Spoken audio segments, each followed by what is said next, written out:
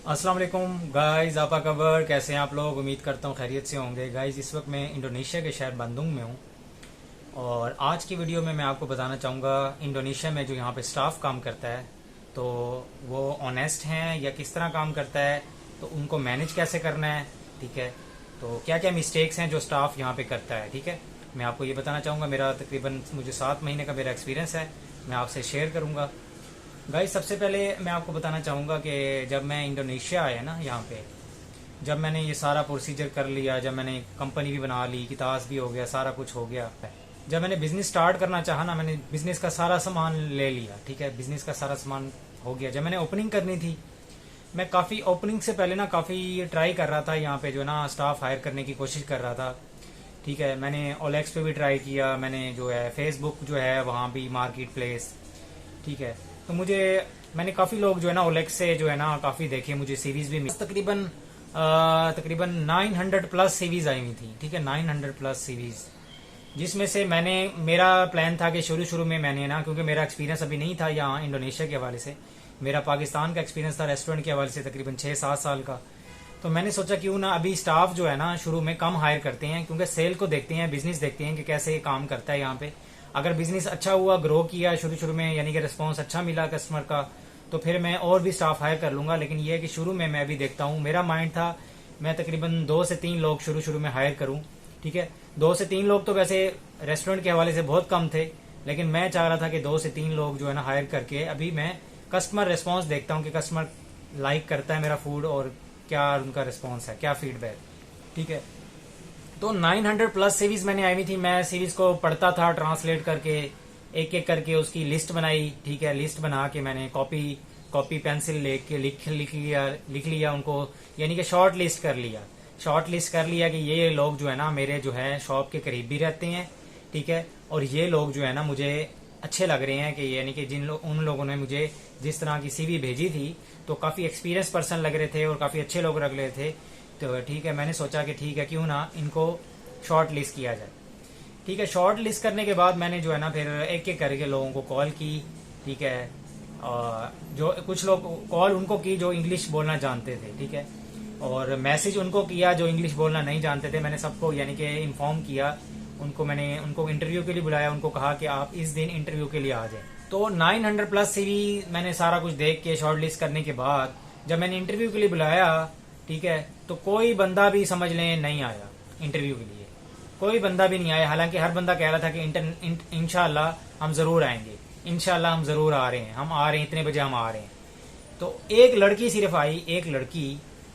तो फिर क्या हुआ, मैंने सोचा कि यार यहाँ पे मैं कहाँ फंस गया हूँ, मैं इंडोनेशिया आया हूँ। हालांकि मैं पाकिस्तान में जब काम कर रहा था रेस्टोरेंट में, तो मैंने वहाँ 40 बंदे भी मैनेज किए हैं, 40 बंदे।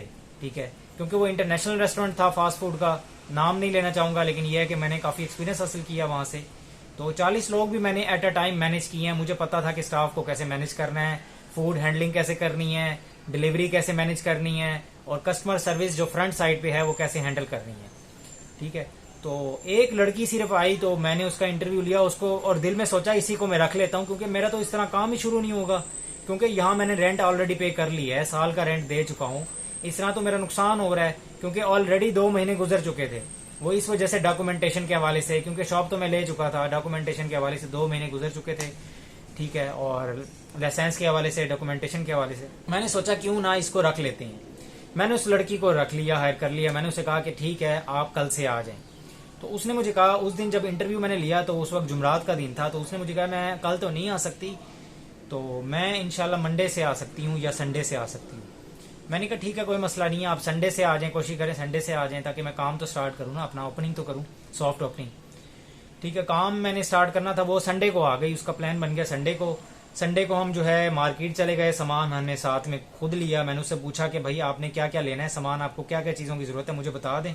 उसने कहा नहीं हम इकट्ठे चलेंगे, हमने जो जो चीज़ें लेनी है, चिकन लेना है, ऑयल लेना है, जो भी चीज़ें लेनी है हम साथ ही इकट्ठे चलेंगे, हम सामान ले लेंगे। ठीक है, सामान लेके मैंने जो है उसने सामान लेके उसने सारा कटिंग शुरू कर दी, चिकन वगैरह को मसाला लगाना शुरू कर दिया, सारा कुछ जो मैंने उसे रेसिपीज़ दी थी। मसाला लगाने के बाद शुक्र है ये पहले दिन भी कस्टमर आना शुरू हो गए थे, अभी ओपनिंग नहीं हुई थी। फिर अगले दिन से मंडे से हमने प्रॉपर स्टार्ट किया था। ठीक है, ये मई के महीने की बात बता रहा हूँ, मई के महीने में मैंने काम स्टार्ट कर लिया था। तकरीबन 11 मई को मेरी ओपनिंग हुई थी, सॉफ्ट ओपनिंग। तो फिर वो काम करती रही। फिर मैं मेरे पास और भी सीरीज थी। मैं चाह रहा था कि ठीक है, कस्टमर का रिस्पांस जो है वो भी अच्छा था। मैंने सोचा और भी एम्प्लॉय हायर करूं, लेकिन कोई एम्प्लॉय आने को तैयार ही नहीं था। हर बंदा कहता था कि इंशाल्लाह मैं आऊंगा, इंशाल्लाह मैं आऊंगा। तो मसला हो रहा था। और वो लड़की कह रही थी कि मैं अकेली काम नहीं कर सकती, क्योंकि जाहिर सी बात है कोई साथ मेरे हेल्पर हो कि साथ में हम इकट्ठे काम कर सके। क्योंकि जो यहाँ पे स्टाफ काम करता है उनकी 8 घंटे की ड्यूटी होती है, तो उसके बाद वो काम नहीं करते। अगर ओवर टाइम का काम कहो तो ओवर टाइम बाज दफा करते हैं, बाज दफा नहीं करते। ओवर टाइम के लिए मैंने उसको एग्री किया। मैंने कहा मैं आपको ओवर टाइम दूंगा 4 घंटे का, आप 4 घंटे मजीद काम करें, कम से कम मेरा रेस्टोरेंट 12 घंटे तो ओपन हो ना। ठीक है।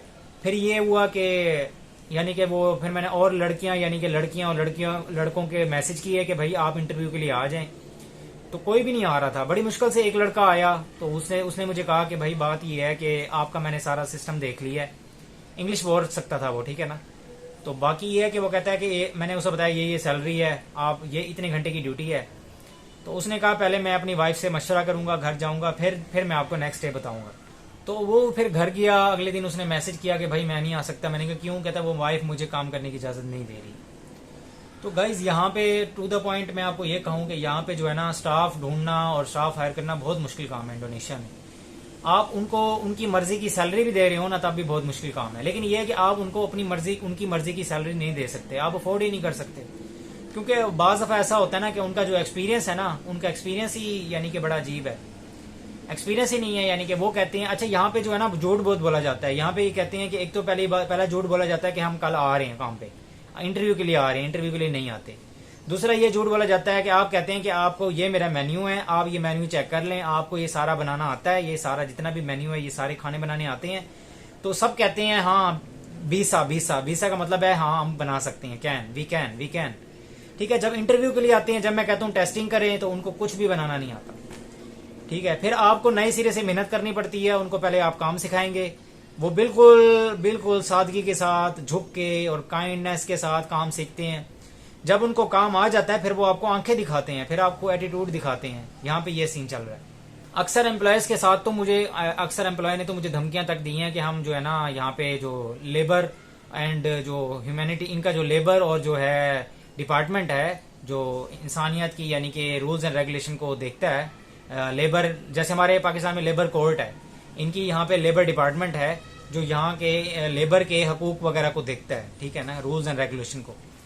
तो धमकी देते हैं। यानी कि धमकी किस लिहाज से देते हैं? अगर जब इनको काम आ जाता है ना, मिसाल है सैलरी इनको मैंने 2-3 दिन लेट कर दी है या 5 दिन लेट कर दी है, तो वो फिर आंखें दिखाते हैं और बताते हैं कि भाई हमारे रूल्स एंड रेगुलेशंस हैं, तो आपको नहीं पता, तो हम जो है ना वो आपको कंप्लेन भी कर सकते हैं। यानी कि इस तरह की यहाँ तक बात आ जाती है। अभी 2-3 दिन 4 दिन सैलरी लेट हो गई है, तो यहाँ तक भी बात आ जाती है। भाई ये आंखें दिखाते हैं आपको, और इनको अगर आप काम सिखा दें तो भाई ये आपकी रिस्पेक्ट नहीं करेंगे एज आपको ऑनर। शुरू में आपकी रिस्पेक्ट करेंगे एज अ ऑनर। जब ये काम सीख लेंगे उसके बाद आपको आंखें दिखाएंगे और आपको रूल्स एंड रेगुलेशन के बारे में उल्टा खुद बताएंगे। उनको उल्टा आपको यानी कि ऐसा फील कराएंगे जैसे वो ऑनर हैं, आप जो हैं यहाँ पे वर्कर हैं। ठीक है ना। तो मेरे पास ये एक्सपीरियंस हुआ। बहरहाल मैं डरा नहीं। मैंने कहा भाई मैं डरूं क्यों, आपने कंप्लेन करनी है कर दे। मैंने तो जाहिर बात है सैलरी उस वक्त देनी है, मैंने बिजनेस को भी देखना है, मैंने ये भी देखना है कि आप किस तरह काम कर रहे हैं। क्योंकि यहाँ पे जो है ना स्टाफ जो है वो बिल्कुल नॉन सीरियस होता है, तो वो सीधी बात कर देते हैं। वो बता देते हैं भाई हमें आपके बिजनेस से घंटा फर्क नहीं पड़ता, आप प्रॉफिट में जाएं आप लॉस में जाएं, हमें सिर्फ सैलरी चाहिए, हमें सिर्फ सैलरी की हद तक है, हमें सैलरी चाहिए। आपका बिजली का बिल ज्यादा आए काम आए, ठीक है, आपका बिजनेस चले ना चले, ठीक है। और बाज दफा ऐसा होता है कि अगर आप स्टाफ ज्यादा हायर करेंगे तो बाज दफा ये आपस में ही बातें करने लग जाते हैं। ठीक है, बातें करने लग जाते हैं। कस्टमर बाज दफा आता है तो उसको वो डील नहीं करते, वो चला जाता है। कस्टमर कहते हैं ये चीज है फलां चीज है, वो कहते हैं नहीं है। बाज दफा ये भी मैंने देखा है। मैं एक दफा रेस्टोरेंट गया, मैं बैठा था, मेरी रेस्टोरेंट में जूस भी है, जूस पपाया जूस यानी कि पपीते का जूस भी है। तो मैं बैठा था, मैं देख रहा था, ऑब्जर्व कर रहा था सारी चीजें कि ये किस तरह काम करते हैं। तो एक फीमेल आई, मैंने बाहर साइन बोर्ड भी लगाया हुआ था, मैंने लिखा हुआ था कि पपाया जूस जो है ना, यानी कि मेरे पास जूस जो है वो 5,000 से स्टार्ट हो रहा है, पाकिस्तानी बनते 80 रुपए। ठीक है। अब लड़की ने क्या कहा, यानी कि वो औरत आई है एज अ कस्टमर, कहती है, अच्छा लड़की मोबाइल में लगी हुई थी जो मेरी एम्प्लॉय थी, ठीक है। और उसके बाद एक कस्टमर आया, ठीक है, उसने कहा जूस है, उसने कहा हाँ है, वो बना रही थी जूस, अच्छा बन रहा था। फिर एक और कस्टमर आई, फीमेल थी, उसने कहा भाई बाहर आपने लिखा हुआ है कि 5,000 में जूस आपका स्टार्ट हो रहा है, तो 5,000 में जूस है?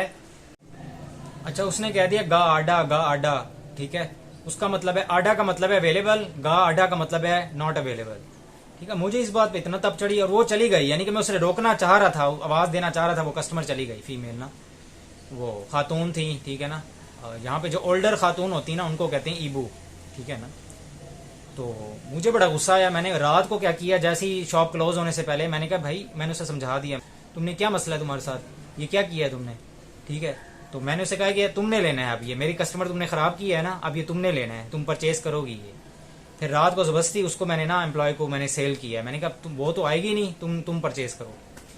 तो गाइज ये वाला सीन है यहाँ पे जो है ना, बिल्कुल ही यहाँ पे नॉन सीरियस एम्प्लॉय जो हैं, मैं अपने एम्प्लॉय की बात कर रहा हूँ। अच्छा, आप ये बिल्कुल भी ना लेना कि भाई ये पूरे इंडोनेशिया में ऐसा है। मैं जितने भी एम्प्लॉय हायर कर चुका हूँ ना, मैं अपने एक्सपीरियंस बता रहा हूँ आपको। ठीक है, मैं अपने एम्प्लॉय के बारे में बता रहा हूँ। अच्छा, आपने एक और चीज़ का भी ख्याल रखना है, वीडियो बहुत लंबी हो गई है, बहरहाल आपने वीडियो जरूर देखनी है एंड तक, क्योंकि ये बहुत कीमती, मैं आपको अपना एक्सपीरियंस शेयर कर रहा हूँ। अच्छा, मैंने ये आपको बताया था कि यहाँ पे ना जो क्या कहते हैं, एक और चीज़ है, यानी कि आप घर बैठे होंगे, आप कैमरा में देख रहे होंगे, आपको सब कुछ नजर आ रहा होगा, लेकिन आपके साथ जो चालाकियां चल रही होंगी ना, यहाँ पे जो आपके साथ मसले मसाइल चल रहे होंगे, वो क्या चल रहे होंगे मैं आपको बताता हूँ। एक फीमेल जो पहले पहले थी ना, मैं आपको बता रहा हूँ, जो पहली एम्प्लॉय थी ना मेरी, वो क्या करती थी, अच्छा सामान सारा मैं लेके देता था, सामान सारा मैं लेके देता था, मुझे इन पे एतबार नहीं था और ना है। ठीक है ना, तो ऐसा हुआ कि जब मेरी छुट्टी होती थी ना, या मैं दो दो तीन तीन दिन तक, हफ्ते हफ्ते तक नहीं जाता था दुकान पे। वो इसलिए नहीं जाता था, मैं कहता था कि यार चलो मेरा एक्सपेंस बचे, क्योंकि आने जाने का भी तो खर्चा होता है ना यार। ठीक है ना, मैं एक्सपेंस बचाने के चक्कर में था। उन्होंने क्या किया, उसमें एम्प्लॉय ने क्या किया, मैंने उसे कहा कि अच्छा, कहती है, मुझे कहती है फलां चीज खत्म हो गई है, बर्तन धोने वाला साबुन खत्म हो गया। मैंने कहा ठीक है आप ले लें। मुझे ट्रस्ट हो गया, मैंने कहा चलो यार ये जो है ना झूठ नहीं बोलेगी, ट्रस्ट हो गया, ठीक है जितने का आएगा उतने का ही लेगी। ठीक है ना, फिर ये कि कभी चिकन खत्म हो गया, कभी जो है कुछ मसाला खत्म हो गया, कभी पैकेजिंग खत्म हो गई। तो मैंने उसे फिर कहा, वो बिल नहीं बना के दे रही थी, मैंने उसे कहा, क्योंकि मेरा एक्सपीरियंस था, मैं पहले ही इंटरनेशनल रेस्टोरेंट में काम कर चुका था। मैंने उसे कहा जो भी तुमने चीज लेनी है ना, उसका बिल लाजमी बनवाना है। ठीक है, बिल बनवा के मुझे बताना है कि ये चीज खत्म हो गई है और ये आपने सेंड कर देना है, बिल उसकी पिक्चर भेज देनी है। ठीक है ना, तो वो क्या कह रही थी, अच्छा उसने क्या किया, मेरे साथ चालाकी क्या चली, उसने चालाकी ये चली जो मुझे बाद में पता चला। मुझे फील हो रहा था कि कोई ना कोई गड़बड़ है, कुछ ना कुछ मसला हो रहा है। ठीक है, उसने क्या किया, जहां से वो चीज लेती थी ना, मिसाल है चिकन लेने चली गई, वहां से उससे ना कॉपी ले ली जो उसकी बिल बुक होती है। ठीक है, और जहां से भी वो चीज लेने जाती थी, उसकी बिल बुक लेके ना उस पर लिख देती थी अपनी मर्जी का रेट लिख के ना, तो वो मुझे पर्ची वो लिख देती थी, रात को बताती थी कि ये देखें ये चीज आई है और ये इतने की आई है। अच्छा, मुझे पता कब चला, पता उस वक्त चला कि जब वो कहती थी ना, मैंने अब काम करना, जब मुझे शक हुआ ना, मैं उसे यानी कि काफी वो मिस्टेक कर रही थी, जब मुझे शक हुआ कहीं ना कहीं मसला है, जब मैंने उसे डांटना शुरू किया, भाई ये चीज इतने की तो नहीं है, इतने की आई है, इतने की क्यों आई है, जब मैंने पूछना शुरू किया, ठीक है, उसे शक हो गया कि मुझे सारा पता चल चुका है। फिर मैं एक दफा वॉशरूम गया, वॉशरूम में ना एक शॉपर लटका हुआ था, तो उसमें वो कॉपी उसने छुपाई हुई थी।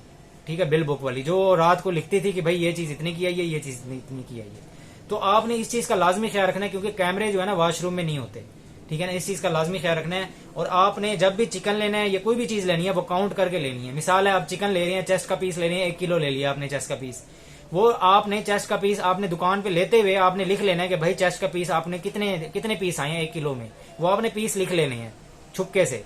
क्योंकि जब आप दुकान पे ले जाएंगे ना, जब वो लड़की, जब एम्प्लॉय आपका जो मैरिनेशन के लिए मसाला लगाने से पहले जब वो धोने जाएगी, क्योंकि यहाँ पे ना अक्सर टोटियां जो है ना वॉशरूम में लगी होती हैं, अक्सर बाहर नहीं होती। ठीक है ना, जब वॉशरूम में, यानी कि वॉशरूम बड़ा होता है, ठीक है ना, उसमें एक जगह धोने की होती है, बर्तन धोने की, और बाकी वॉशरूम यानी कि बाकी फ्लश वगैरह वो बना होता है, बड़े वॉशरूम भी होते हैं। अक्सर टोटियां जो है बाहर नहीं, दुकान के अंदर नहीं लगी होती, वॉशरूम में होती हैं। ठीक है, जब वो धोने जाएगी ना, चिकन वगैरह धोने जाएगी, ठीक है, तो वो जो है ना जब धोएगी तो वो जो है उसमें से वो चीज गायब कर सकती है। आपका हो सकता है एक चेस्ट पीस गायब कर दे, एक लेग पीस गायब कर दे, तो चोरियां वहां से शुरू होती हैं। ठीक है ना, तो इस चीज का आपने लाजमी ख्याल रखना है। खैर मेरे पास तो 2 ऑप्शन है, मेरे पास बाहर वाला ऑप्शन भी है, मेरे पास वॉशरूम वाला भी ऑप्शन भी है। ठीक है ना, अक्सर मैं इसलिए बता रहा हूँ आपको कि अक्सर वॉशरूम में भी होती हैं, टूटियां लगी होती हैं। अगर वो वॉशरूम में जाएगी, कैमरे नहीं होते, तो वहां उसे मौका मिल जाएगा, वो किसी शॉपर में छुपा देगी। जैसे रेस्टोरेंट बंद होगा तो वो शॉपर से लेके अपने बैग में डाल के ले जाएगी। और दूसरा ये है कि आपने इस चीज का लाजमी ख्याल रखना है, जब भी आपका एम्प्लॉय काम करने के लिए आए तो अक्सर वो बैग वगैरह जो है ना शॉपर शूपर वो घर से ज्यादा चीजें लेके आते हैं। आपने इस चीज का लाजमी ख्याल रखना है। उससे पहली बात कहना है कि आपने एक्स्ट्रा सामान नहीं लेके आना, एक पर्स लेके आना है बस छोटा सा। अगर वो लेके आए तो आपने उसे कहना है कि आपने जब भी आप जाएंगे ना दुकान पे छापा मारने के लिए, जब भी जाएंगे चेकिंग करने के लिए, तो आपने इस चीज़ का लाजमी ख्याल रखना है कि आपने उसके पर्स की उसकी चेकिंग लाजमी करनी है। जैसी दुकान बंद करने से पहले सारी चेकिंग लाजमी करनी है, क्योंकि वो फिर आपकी एक तो ये तरीकाकार है। अगर ये तरीकाकार आपको अच्छा नहीं लगता तो फिर आपने इन्वेंट्री पे फोकस करना है। इन्वेंट्री आपकी ठीक है ना, मिसाल है, आपने उससे कहना है कि भाई आपने सुबह की भी इन्वेंट्री करनी है और रात की भी इन्वेंट्री करनी है।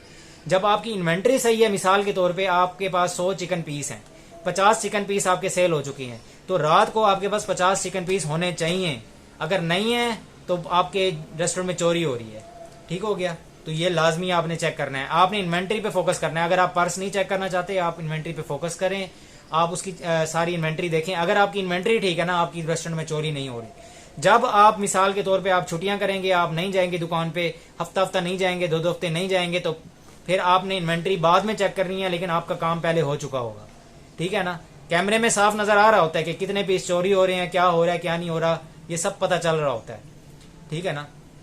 तो बहरहाल अगर आप एक एम्प्लॉय हायर करेंगे तो एक एम्प्लॉय जो है ना वो अगले सामने वाली दुकान पे चला जाएगा, वहां चिट चैट बातें चल रही होंगी, ठीक है, गिबत शुरू हो रही होगी। अगर आप 3 4 5 एम्प्लॉय हायर करते हैं तो वो आपस में ही लगे रहेंगे, आपस में बातें कर रहे होंगे, आपको समझ ही नहीं आनी वो क्या बात कर रहे हैं, क्योंकि आपको लैंग्वेज ही नहीं आती। ठीक है ना? तो पहली बात मैं आपको ये कहूंगा, आप लैंग्वेज सीख के आए। और दूसरे प्रॉब्लम जो है मैंने आपको पूरी वीडियो में बता दी है, ये प्रॉब्लम आपके साथ हो सकते हैं। आपको धमकियां भी मिल सकती हैं, आपको लेबर कोड की धमकियां देंगे कि आप हमारे साथ ज्यादती कर रहे हैं, हालांकि आप उनके साथ ज्यादती नहीं कर रहे होंगे। मैं इसलिए नहीं डरता क्योंकि उनके साथ मैं ज्यादती नहीं कर रहा, मैं उनको सैलरी भी टाइम पे दे रहा हूँ, मैं उनके साथ जो है ना अच्छा बिहेव कर रहा हूँ। ज्यादती उनको इसलिए लग रही होती है कि जब वो मिस्टेक करेंगे, जब वो नुकसान करेंगे। एक एम्प्लॉय ने मेरे ना बाहर स्टैंडी पड़ी थी, वो स्टैंडी तोड़ दी। ठीक है, बाद में कहती है हवा से टूट गई है। इसके अलावा मेरा जो फूड स्टॉल है, जो मेरा जो काउंटर बना हुआ है, वो काउंटर साइड से तोड़ दिया। बाद में कहती है कि मेरी गलती हो गई, सॉरी सॉरी। जब आप डांटेंगे वो मिस्टेक करेगी या चोरियां करेगी, जब वो मिस्टेक करेगी और इस तरह के काम करेगी, काम सही नहीं करेगी, यानी कि जब वो आपस में बैठ के चैटिंग करना शुरू करेंगे, मोबाइल पे लगे रहेंगे, जब आप डांटेंगे तो फिर वो आपको धमकियां देंगे, आंखें दिखाएंगे। तो यहाँ पे ये स्टाफ का ये सीन चल रहा है, ये बिहेवियर है। तो आपने कोशिश करनी है जो है इस चीज पे लाजमी फोकस करना है। जब भी यहाँ पे इंडोनेशिया में आना है तो ये सारी चीजें अपने माइंड में आपके होनी चाहिए। और यूट्यूब देख के ना आइएगा, मैं आपको लाजमी ये कह रहा हूँ। यूट्यूब पे सिर्फ 40% इन्फॉर्मेशन दी जा रही है। काफी बातें ऐसी हैं जो मैं आपको सोशल मीडिया पे नहीं बता सकता। आप राब्ता जरूर करें, सेशन लें। ठीक है, काफी लोगों ने सेशन उस वक्त लिया है मेरा कि जब उनका 20-25 लाख का यहाँ पे नुकसान हो चुका है। तो बाद में सेशन लेंगे, फायदा फिर भी होगा आपको, लेकिन यह है कि 20 क्या फायदा, आपको 25 लाख का नुकसान हो चुका है, फिर आपको अक्ल आई है कि आपने सेशन लेना है। तो भाई आप सेशन मुझसे नहीं लेना चाहते, ना लें। आप किसी से भी यहाँ इंडोनेशिया में जो लोग काम कर रहे हैं, फिजिकली बिजनेस कर रहे हैं, आप पाकिस्तान में रह के उनसे कॉल पे रब्ता करें, उनको फी पे करें अगर वो फी लेते हैं। ठीक है, मेरी फी बहुत कम है, 1 घंटे की मैं कॉल लेता हूँ, सेशन लेता हूँ, उसमें आपको सारा गाइडलाइन दे दूंगा और ये भी बता दूंगा कि इंडोनेशिया आपके लिए बेहतर है या नहीं है, आपको आना चाहिए नहीं आना चाहिए। ठीक है गाइज, जिन लोगों ने मेरा चैनल सब्सक्राइब नहीं किया वो सब्सक्राइब कर लें और बेल आइकन को प्रेस कर लें ताकि हर न्यू आने वाली वीडियो आपको इंडोनेशिया के हवाले से मिल सके। बहुत शुक्रिया, अपना ख्याल रखिएगा, दुआ में याद रखिएगा। इजाजत दें, अल्लाह हाफिज़।